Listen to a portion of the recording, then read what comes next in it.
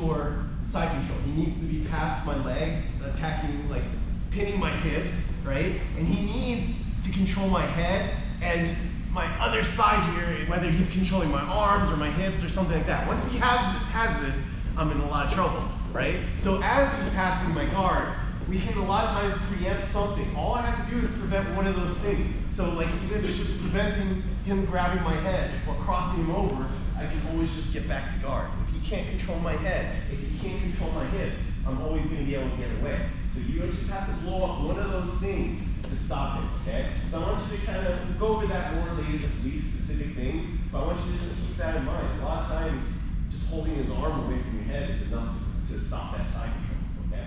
Will it be enough to stop for a very long time? No, maybe a couple seconds. All you need is a couple seconds, you know, just to get right back to guard. Create angle, create distance, and you can get back to guard.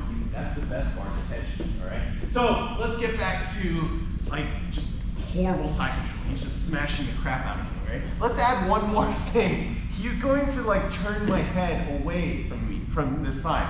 Now, if I want to bring my knee in this way with my head turned that way, impossible, right? I'm not gonna be able to twist my spine like that. Even if I could, it's gonna hurt and it's not gonna be a very good escape, all right? So he knows this. He's gonna start squeezing the crap out of me and forcing me this way, you know? One of the nice things about this is, I hate Aikido, but sometimes the concepts work for us, you know? Like, he wants to go that way, let's help him go that way, right? So I'm gonna grab his shoulder, maybe a little bit of his collar, or around his other shoulder, or his head. I like grabbing the head sometimes like this, shoulder and head, and I'm just going to get up on my feet, and I'm just gonna kind of roll him this way. He's not gonna let me roll him, right? So he's gonna bring his hands out, one or both. If he brings both, easy, right? So he's usually gonna put this one out, and as he does that, he's not controlling my body anymore, right? So, don't cheat. So as I get him here, I obviously don't want to overroll. Like you're not gonna get this roll over, all right? Unless you're controlling that arm, which is Isaac's favorite move, right? But we're not talking about that right now, all right? But keep that in mind. Maybe if I controlled that arm, he would go flying, right? But instead, all right? So what happens is as I roll him here, he's gonna have to put his hand back, and he wants to go back. And as he goes back, we can get to our guard again, all right?